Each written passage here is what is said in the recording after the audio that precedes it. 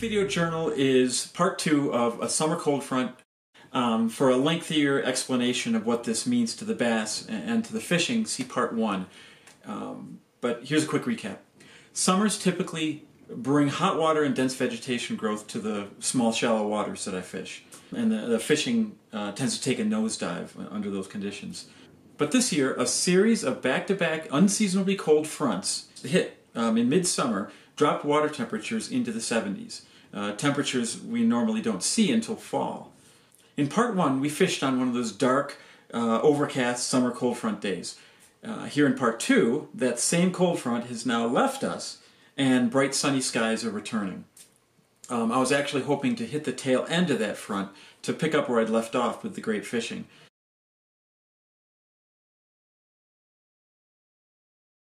But I arrive a bit later than I'd planned to find that the front had blown out, leaving me with bright skies.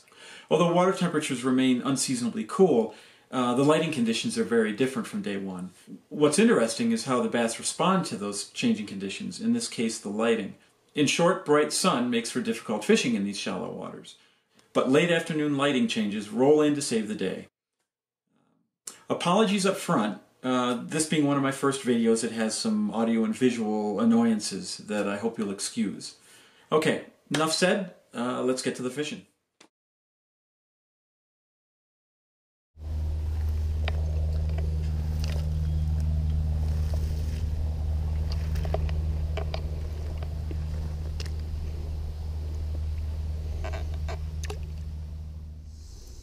The front has left us, and just blew out this afternoon. About the time I was able to arrive. I had some car trouble, my wife's car, and so that's what I did from that morning.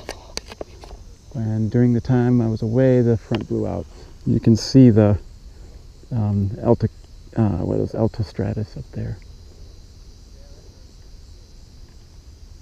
and some cirrus developing too. So this is going to be post-frontal blue probably tomorrow.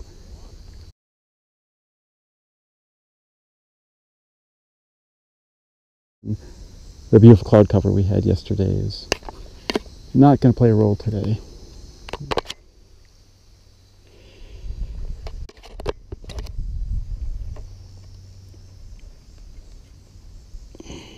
Alright, the front is leaving us. And I'm still under 80. 78. Good, not bad. I'm burning a lipless, which is really effective when the fish are really aggressive. An accelerating prey fish that's taking off in a straight line is a major trigger, and that's what this does. It'll fail when the fish just aren't happy enough, but when they're aggressive, it's a really fast way of pulling a bunch of bass.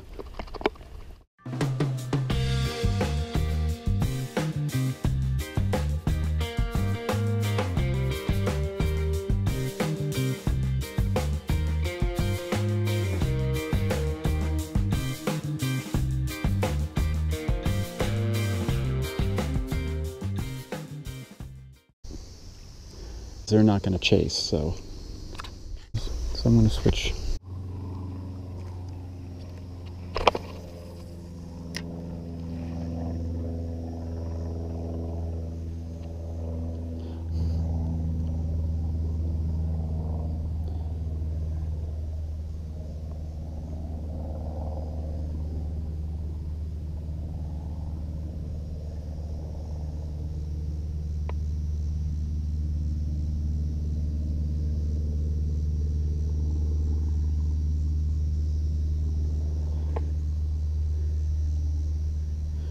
The August cicadas have started. Looks like we've got our heat back. These ponds are going to heat right back up.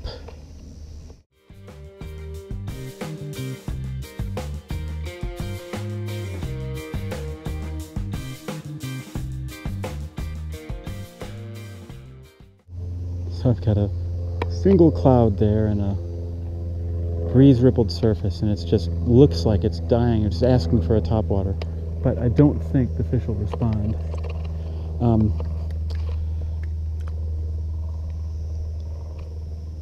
It's just too bright, but we're gonna give it a shot.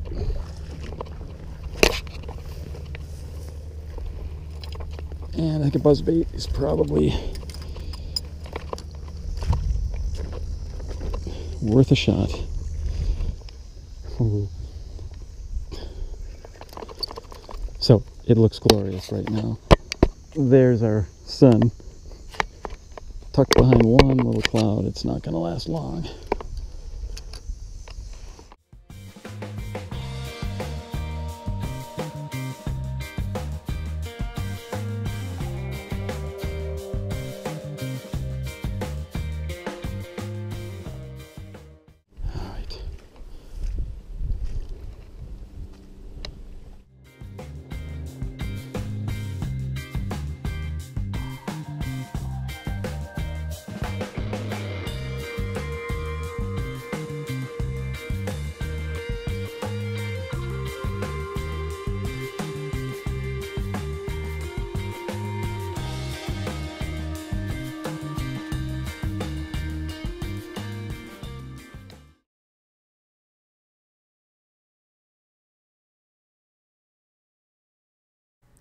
Likely two things are at work here.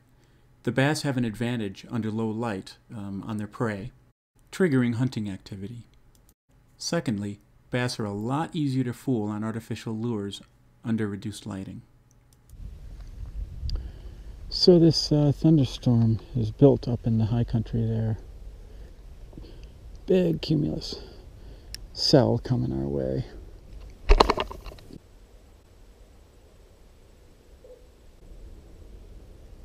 Oh, I just got cracked. Did you see that line jump?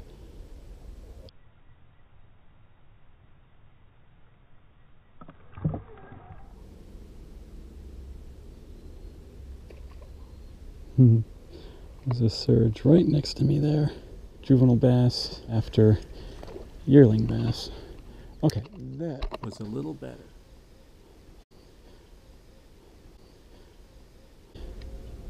Sounded like it. There it is. Yep, that was a bass.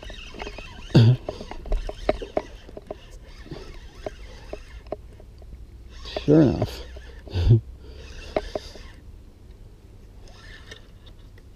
I guess we'll do it left-handed.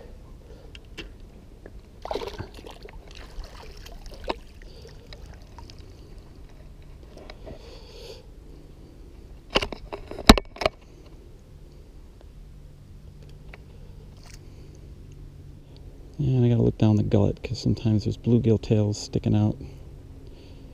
Alright, little 12-incher. It's kind of fun. Covered a surge and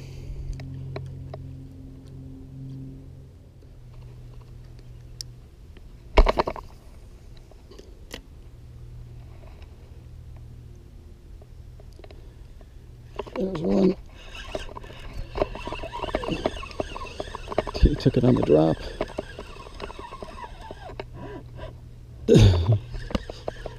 It's funny how they can reel him straight in if you could just torque reel him. All right, here we go. Yeah. Oh, that's one reason you can do that. He's 11 inches long.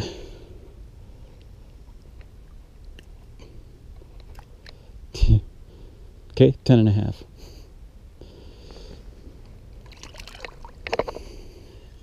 Okay, little guys are happy.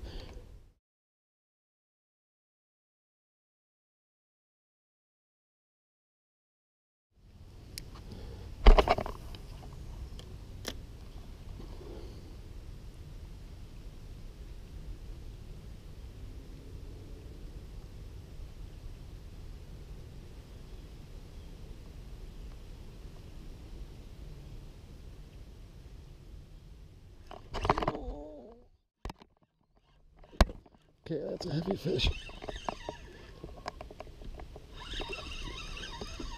Oh, you're low. Stay pinned, honey. Oh, he's really in there. Oh, that's a big fish.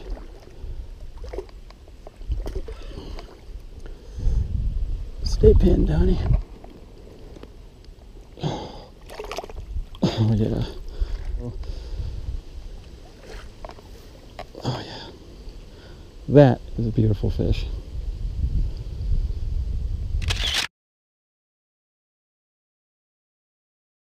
She's gonna be pushing 19 inches. She's in the 18-inch range, but she's pretty heavy. She's done a good job of feeding. You? I don't know you. You're a fish I haven't seen yet. No bluegills in there. All right.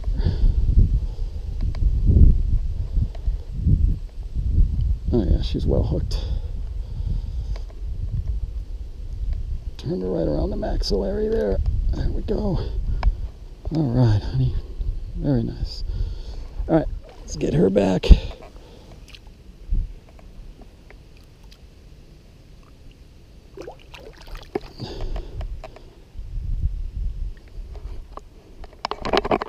Yeah.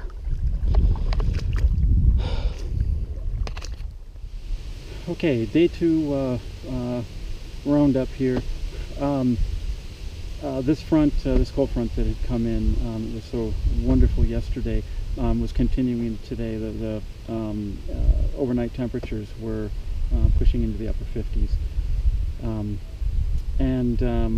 My wife had some car trouble, so I couldn't get here. And I thought, oh, the sun's going to come, and darn if it didn't. So I missed the front, got the tail end of the front, wasn't quite bluebird. There's still a lot of moisture in the area, so but it was bright sun, and things just more or less shut down. Bright sun is a huge part of it. Lures look ridiculous. It's so easy to spook them, and I have this suspicion, even though there are some fish feeding around, there are bluegills up and feeding.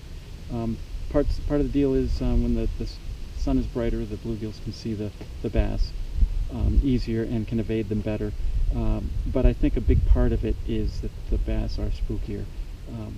When the sun gets bright, they are much more visible, and they're not willing to be exposed. It's one of the reasons they drop deeper. So every cast is a potential spooker. I didn't have the catch effort in that I had yesterday, but I decided to camp out on a spot that I knew had some good fish in, and just see what they would do. I took basically smaller fish for the most part. But I finished strong. It's just about evening, and I've got to go pick my wife up since her car's in the shop now. So I got to go. But just took that good fish, and just saw a nice break out there. So there's still stuff going on. So I think that's what happened today. The front blew through, and I got some sun, and really changed my fishing. But I'm glad I hung out till the sun got low, and geez, I'd like to take another cast over there now, but I gotta go. All right, till next time.